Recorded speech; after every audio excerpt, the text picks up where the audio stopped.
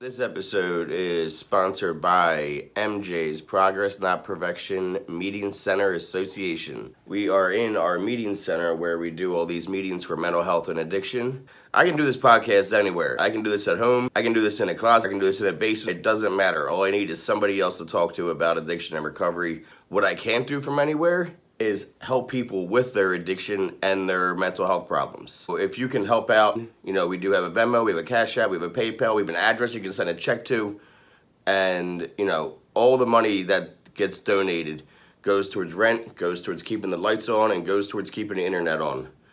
So please, if you can give $5, $10, $20, it doesn't matter. Anything you can is so appreciated. And if you are a local business, if you're a national business, whatever, and you want to be a part of what we're doing, you can reach out to me and we can talk about how you can be a sponsor. But I'll let you get back to the episode. All right. Welcome to the show, Rochelle. Thank you for having me. So, how long have you been sober for? My clean date is June 3rd of 21 of this year. Okay, so you're So coming 5 months and 11 days, I want to say now.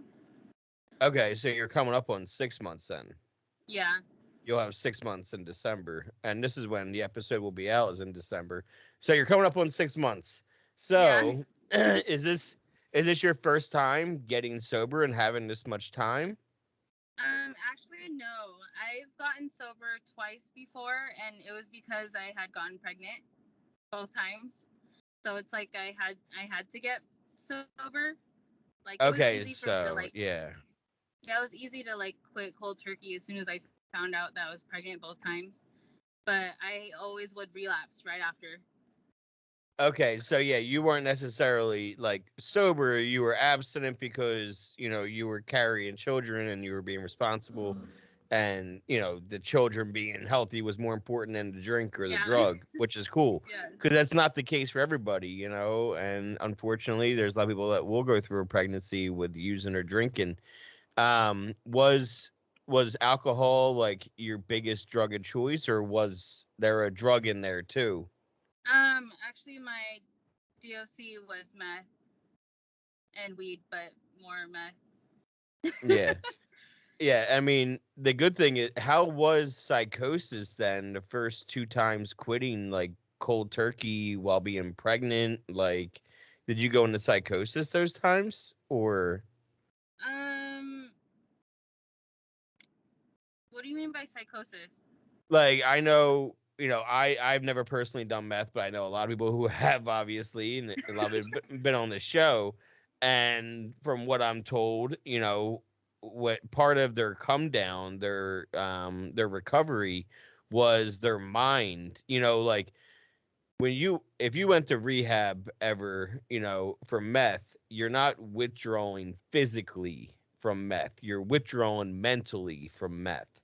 Now, Yeah. me, I'm going into rehab with, opioid withdrawal, which lasts 5 to 14 days. Usually, you know what I mean? Like, Yeah. and once you get through it, the hard part's through, which is your body and reacting to it. But meth, you go into rehab and you're not having any of those body aches and the body pains that I would have. However, you have to deal with psychosis with your mind telling you tricks for like Yeah. 6 to 9 months, where people will get Yeah. sober from meth and they'll have psychosis like type things where they're seeing shit or hearing shit that's not actually there at all. And it's because they're still coming off meth. So it sounds like you were going through those psychosis while also dealing with having a pregnancy brain. Like that's a lot for your Right? mind. It was not easy, but both times because I've always believed in God, and both times He's helped me through both of my pregnancies, and especially now that I'm in my journey of recovery. I don't know. It's crazy because like it wasn't really that hard to stop when I was pregnant. I don't know. It's weird. Well, how old are your kids? My daughter is gonna be 3 in December, and my son is 8 months old now. Okay, so you gave birth to him back in March. Yeah, and I relapsed right after. Right after, and And you must have my went kids, really hard for 3 months for you to quit again by June. yeah, actually, it's a crazy story. My kids actually got taken away from me by CPS, and I quit cold turkey again. Like it was God literally talking to me. You don't. I just already didn't want to go back into that lifestyle, anyways. And so when my kids had gotten taken, I quit cold turkey, and I've been sober since, and I've gotten my kids back, and I've actually gotten engaged in like recovery things. You know what I mean? Like NA meetings, therapy, or counseling or whatever. Everything that I was looking for back then. Even during my pregnancy. Yeah, now, so what did happen? Like, because for them to be taken away and for you to be like, okay, I quit.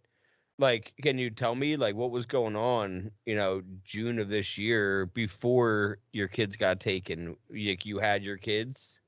Um, Man, it's a really tough story. It's a long story, but like,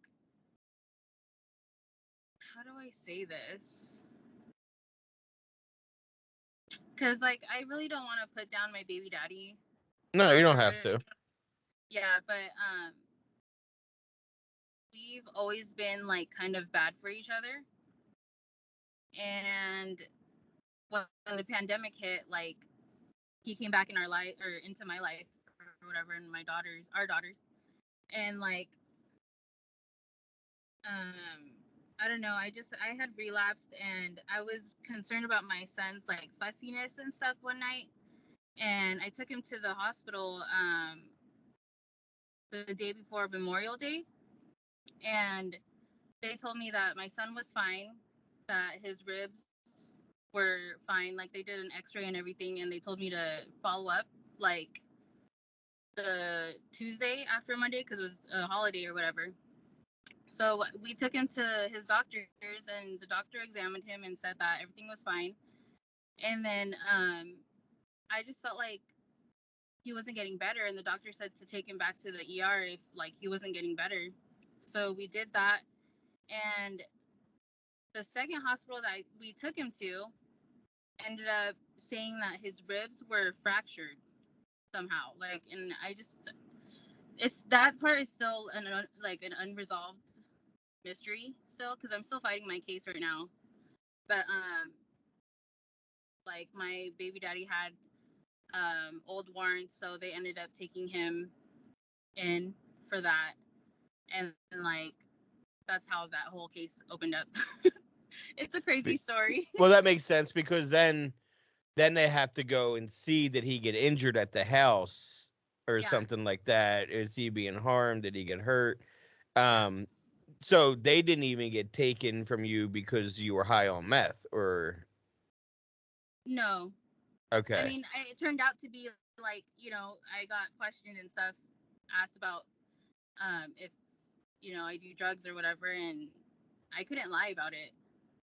I don't Yeah, know. I mean, I just well, honestly, it was probably on your face. It was probably on your probably, probably yeah, on your eyes. You know what right, yeah, we don't realize sometimes when we're in the thick of it what we actually look like or sound like sometimes. right. And I feel like sometimes when you start doing some retrospect, you're like, oh wow, I can't believe I went like I did that for I had a court case. I got arrested, in addiction, and about a month before I got sober the first time, and I went to court 2 weeks later, high off my ass. I didn't even I I ended up going to court at 9 months and getting a lot of it dropped. But when I was there at 2 weeks for my preliminary hearing, I was high as a kite, sweating bullets in the courtroom. And I'm thinking, like, this is okay. This is acceptable. They know that I do drugs because they arrested me with the drugs. No, it wasn't okay. It wasn't acceptable. That's just the way it was. So when did you get into, meth? How old were you? I was about, I want to say 21 ish, 2021. years old, and man, before I had my kids, I was so bad. Um, like my kids' father and I, we were best friends throughout our whole like addiction. Well, my addiction, and I used to do more than meth. Honestly, I used to do everything that was there. Yeah. Yeah, are you one of those like, whatever's in front of me I'm going to do kind of person? Yeah, Yeah. So, and I get that, but we all have our, what we want. Let's be real. yeah, because Like, I wasn't really a big downer person. okay, and I wasn't an upper person. That's the thing is we all have and the only time I ever did coke was because I was mixing it with, pills. Let's be real. Yeah, I wasn't that kind of person. I need to be speeding around. I want to be sunken into a chair and throw on a show for 12 hours. You know, um, and I still do want to do that, but in sobriety because that's something I've been since I was 2 years old. I would just sit and just watch TV for hours and not, make a sound. yeah. So what was it that got you into drugs though? Like I got into drugs from drinking because drinking wasn't working and I was seeking them. But what was it for you that you were like, I'm gonna do drugs now? Honestly, I think it was because I was insecure about my weight. Okay. And Like, and no, and meth is a big for people that don't know, like I know people, a lot of people that have straight up said, I started doing meth because I needed to lose weight, or I started smoking cigarettes because I needed to lose weight. So that's definitely, a real thing. Insecurities, you know, will drive us to drugs, to try to escape what's in our mind and what we tell ourselves. yeah, that, and I feel like I wanted to numb a lot of past trauma pain, like childhood stuff. Did you grow up with that? Did you grow up around drugs or alcohol? Like, what did you? Actually, no. Okay. I was actually taken from my mom when I was 7 years old, and I ended up going with my aunt and my uncle, my mom's sister. And I grew, or they raised me from 7 years old till I was about 14 years old. And then when I turned 14, I had the choice to go back to my mom or not. And of course, I chose to go back with my mom, and we really bumped heads and didn't get along. uh, Why is it that you think you chose to go back with her, even though did you know that you were gonna bump heads, or well, because I knew that she was into drugs and stuff. That's why and I had gotten taken. so you Yeah, figure if you go back with her, she's the fun one, it's gonna let you do whatever you want. maybe. Yeah, that, or like I just wanted to be with my mom. Like I didn't really think that deep into it until I got there. And like I ended up working at a very young age. I was like 15 years old, helping out, paying the bills, and I feel like I just never really like I had to grow up kind of fast, you know. So, and I was taking care of her, my brother. Um, I just always felt like I had to take care of my family and my sister too. But Are you the oldest of your siblings? yes. Okay, yeah, I am too. So I get Are that. you? Yep. Yeah, and I just talked to somebody else a little bit ago, and she was the oldest of hers. And I feel like that's a lot of us. I feel like, we almost feel like we're left out early on. Yeah. What is up with that? Well, it depends on the person because I love the independence. Like I said, I love being alone. So for me, being alone was never a trigger. It's something that I welcome. I'm happily married, but, I do love being alone too and isolating, but in a healthy way. Yeah. Like I'm 3 years older than my brother. He needed attention. He was like, Mom, mom, mom, mom, mom. And then for me, it was, I'm just gonna sit and watch my shows. Don't bother me. At 3 years Yeah. old.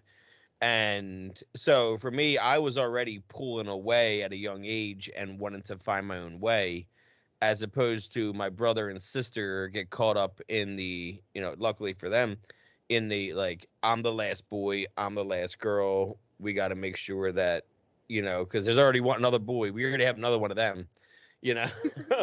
So we got to make sure they're good. Yeah. So my brother, he's doing great, and my sister does great. So I'm glad that, if I had to be the one to take the hit for both of them to do great, then so be it, because I'm happy with where they're at. I And feel you on that. yeah, I mean, and plus sometimes the older ones, are like the stronger ones because we've seen more, been through more. So it's easier for me to get through this shit than I could see my sister trying to get through it or my brother trying to get through it. So I don't want to see them Yeah, I have to can't go even through this. imagine. Yeah. So Honestly. now the difference when you're quitting this time is different from before because you're doing NA, right? Yeah, I'm doing actually Celebrate Recovery with Okay. a new church that I've been a part of. How's So that going? it's going really good. Like, God is doing so much work in my life, and I feel like now that I've gotten the taste of recovery this time, like I just want more of it. Like I'm always seeking, um, ways to build my recovery. you know. Mm-hmm. Now, yeah, because we met, on TikTok, and Mhm. I've been seeing more and more people in the community there, like every single day. It's awesome. When did you start posting on there for your recovery? Like, when did um, you start making TikToks about your recovery? What inspired you to want to do that? Even not everybody even does that, like, I know, right? Yeah. yeah. Um, well, the more recovery days that I've been getting, like, um, I get flashbacks, or I get like I start reminiscing on things like, in the past or whatever, and I'm just like, dang, I used to do that stuff, and like, and then I start to think about the people that I knew, and like, and then I think about like, dang, I wish they knew how it is being, in recovery, or like, just trying it out, and like I feel for them, I feel sad that like they're still stuck in that addiction, and not knowing if they're ever gonna get out.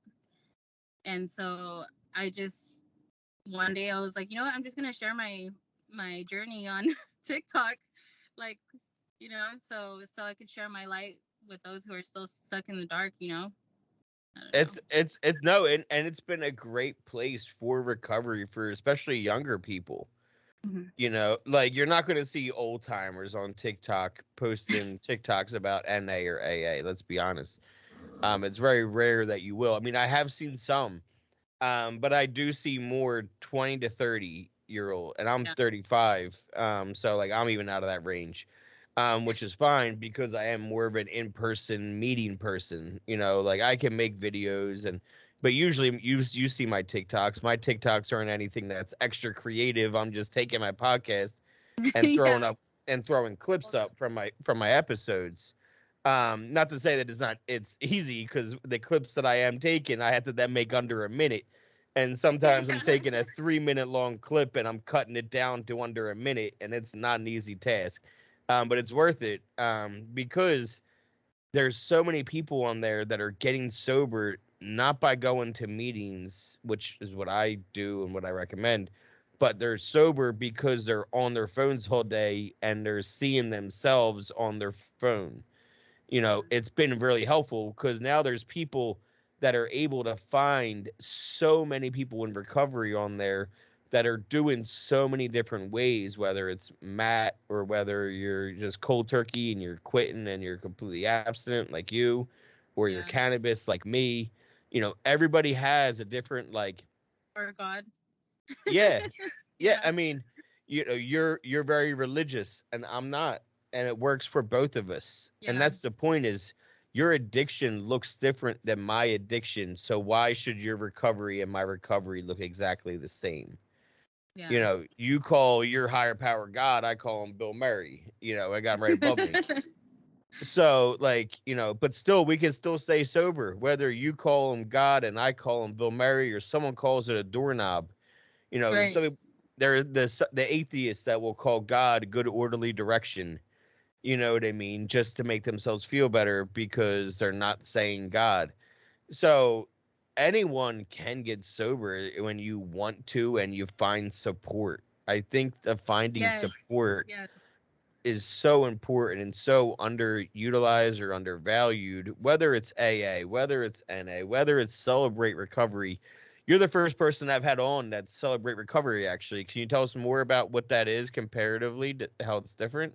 Yeah, because I do go to NA sometimes, but Celebrate Recovery is more not focused on just addiction recovery or alcohol or alcoholics or whatever. It's like if you suffer from PTSD or codependency, self-harm, like everything that you can think of, like it's all there, and we're all there, you know. And it's crazy because like it's a lot different than NA and stuff because it's a whole bunch of other things. You know, because I mean, with addiction and with alcoholics or whatever, like there's more to that. I It's mean, you know yeah, what I it's mean? there's the underlying issue of the, it wasn't the drink or the drug, it was the Yeah, why, it was the why. yeah. So is Celebrate Recovery is more about the why. This episode is sponsored by MJ's Progress Not Perfection Meeting Center Association. We are in our meeting center where we do all these meetings for mental health and addiction. I can do this podcast anywhere. I can do this at home. I can do this in a closet. I can do this in a basement. It doesn't matter. All I need is somebody else to talk to about addiction and recovery. What I can't do from anywhere is help people with their addiction and their mental health problems. So if you can help out, we do have a Venmo, we have a Cash App, we have a PayPal, we have an address you can send a check to, and all the money that gets donated goes towards rent, goes towards keeping the lights on, and goes towards keeping the internet on. So please, if you can give $5, $10, $20, it doesn't matter. Anything you can is so appreciated. And if you are a local business, if you're a national business, whatever, and you want to be a part of what we're doing, you can reach out to me and we can talk about how you can be a sponsor. But I'll let you get back to the episode. But I wasn't sure of like what the differences were between if I was to sit in an NA meeting or if I was to sit in Celebrate Recovery. And if I was to sit in those rooms, if I was to look around, what would make it so that I knew I wasn't in NA and I was in Celebrate Recovery? Do you know, like, we're not going around saying I'm JD and I'm an addict, because that, Yeah. would be a difference. But Well, with Celebrate Recovery, what we do is they separate like the women and the men, and then they do like their own thing. Like they keep it separate because like um our thing is like a lot of women's problems are because of men, or like vice versa. You know what I'm saying? So I don't know. 100%. No, that Yeah. makes total sense to me. And I completely, I'm on board with that kind of thing. And it's almost because, it's there's a thing called 13 step that happens in the rooms a lot, unfortunately, where men will try to sponsor women and then take advantage of their position and take advantage of them. There was a whole documentary my wife and I watched. I believe it's on Tubi, like TUBI, the app for streaming.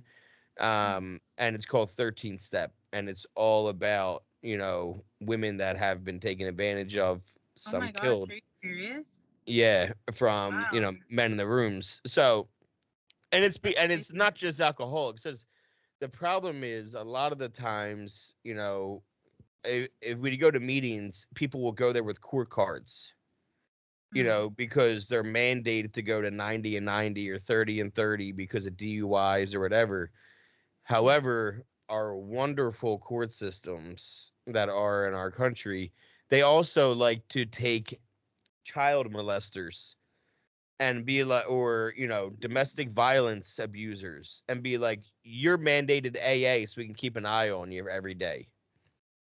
So there's people sometimes that get mandated to go to AA meetings when they're not actually alcoholics.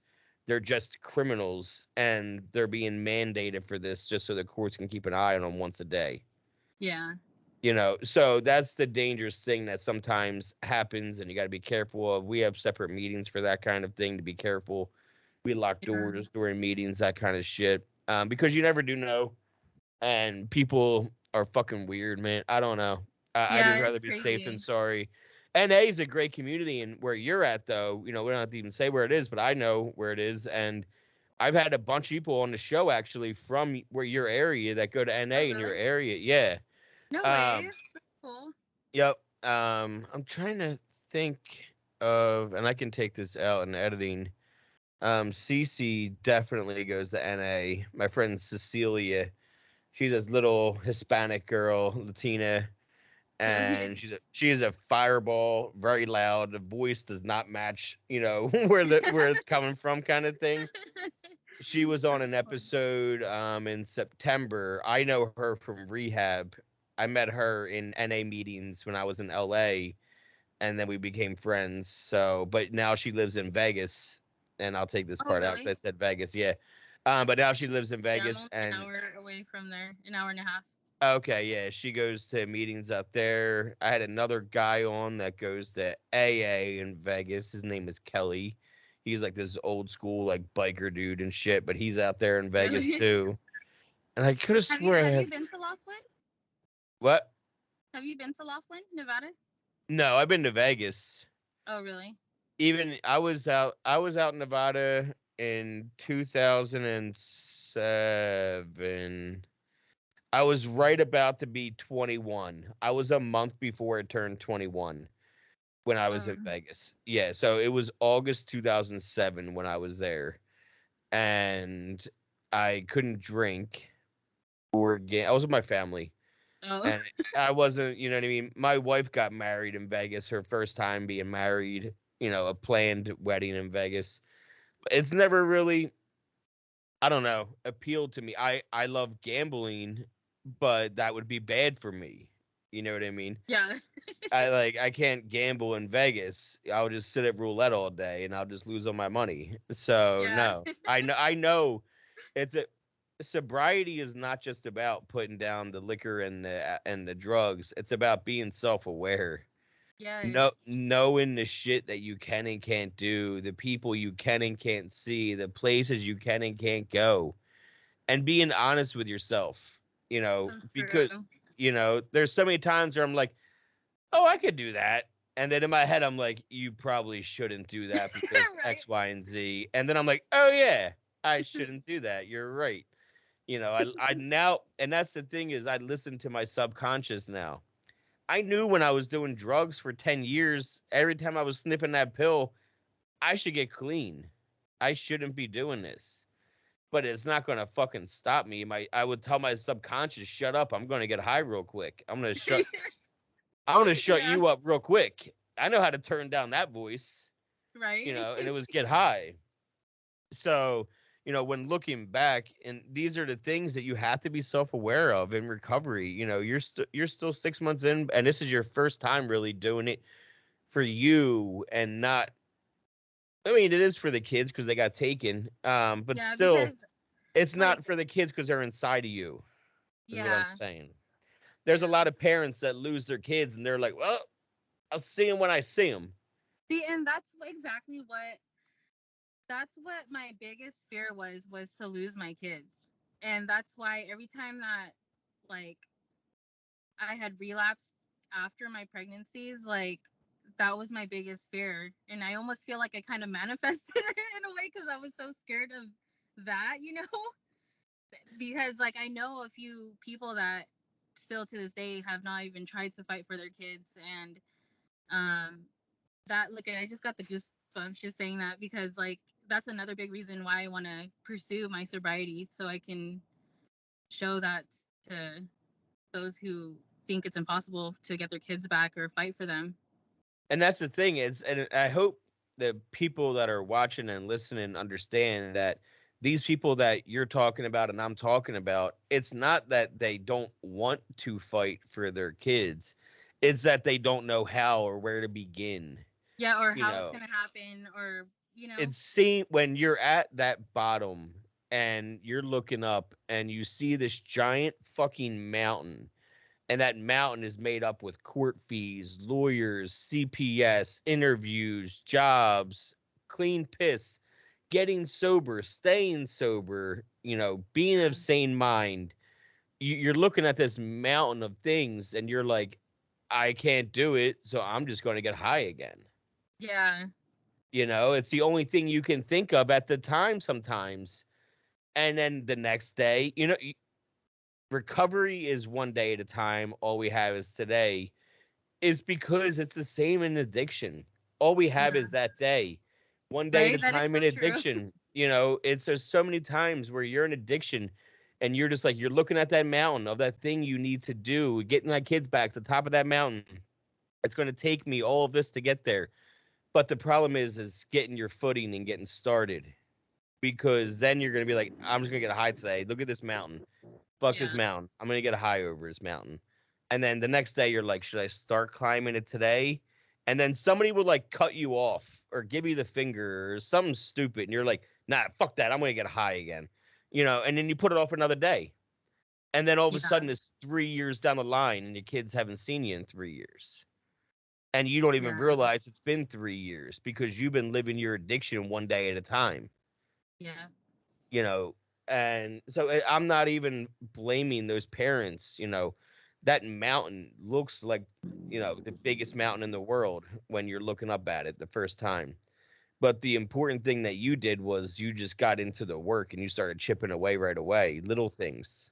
Yeah.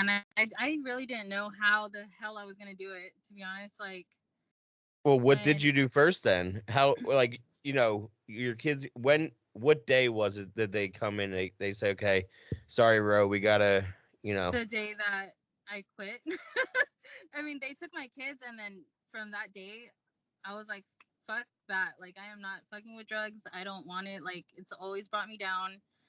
It's never gotten me anywhere, and it's just not worth it.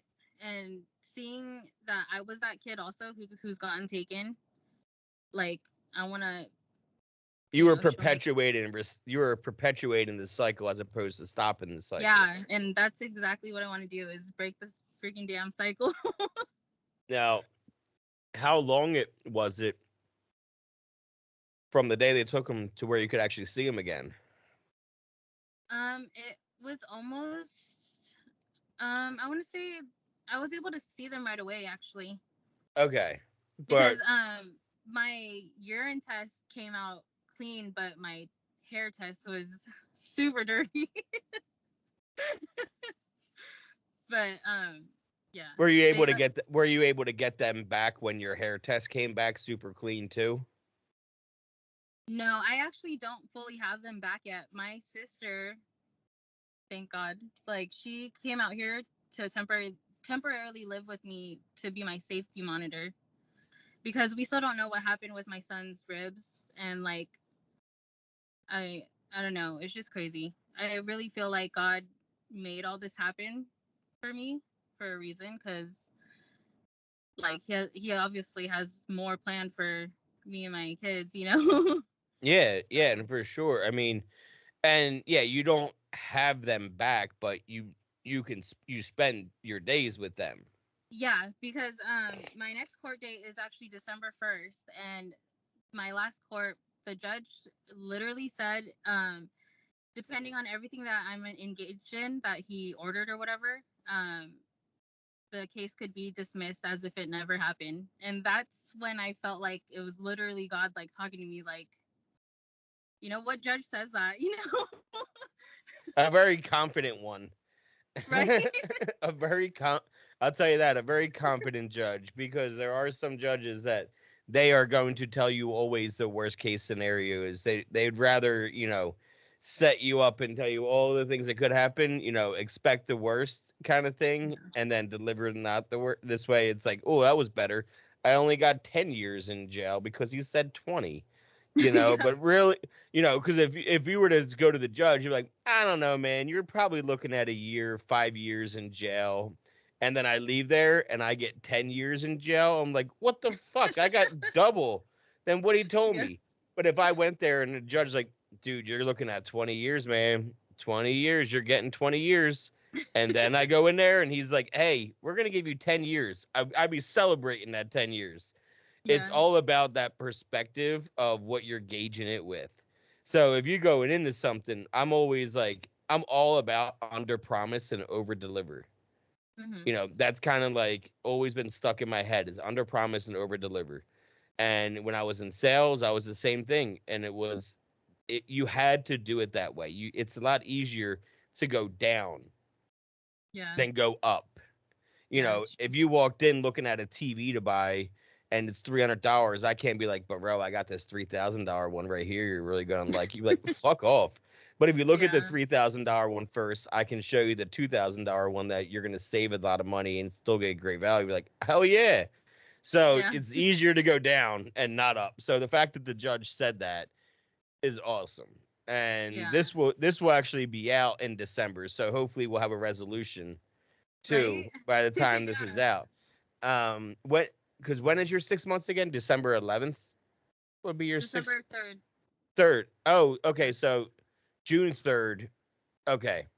So Yeah. yeah, I'll actually put this out then on the 3rd for your 6 month anniversary to celebrate it. Okay. Cool. This way you can, get some of your story out there, and you're still, younger in your sobriety, and Yes, I that's am.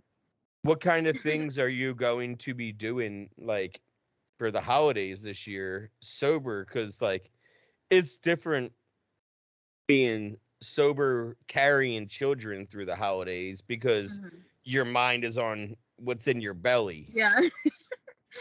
So what is your game plan for your first sober experience with Thanksgiving and Christmas and New Year's? um. Well, through this whole journey so far, my sister and I actually have built our bond because when I was in active addiction, I definitely wasn't talking to her or anybody like in my family basically, and I'm going to be going out to California because we're from Lakewood, California. So we're going to go out there and see her grandparents and her in-laws or whatever. So I'm going to be with family, so that's what's different about this time. Yeah, and your family knows your position that you're not, you don't drink or anything anymore, and Yeah. do they know why? Because like being further away from family, sometimes it's easier to kind of shield them from. Like the whole story. Yeah, Well, her in-laws, they know exactly what went on, but her grandparents not really because they're so old. So we don't that really makes want to like sense. stress them out. Yeah, yeah. Some things are best left unsaid, yeah. especially with grandparents. Hey, yeah. I'm just glad you're doing it and you're doing something. Celebrate Recovery sounds amazing. I'm glad you're also mixing in NA with it too to check that out. You Yeah, know, AA and NA are two of the things like AA really helped me through my pregnancies. oh, That's so how you were going to those meetings then, huh? yeah, during my Okay. pregnancies, yeah, that's what helped me do that too. So, did you have friends in sobriety then this time around when you were quitting from going to AA before when you were like Yeah, actually one of my ex drug dealers is actually 7 years clean, and him and one of my good friends, she man, we were really good friends like in addiction, but she's like over 5 years clean also, and they were both going to AA. But now my ex drug dealer goes to the Celebrate Recovery, and that's how I found out that.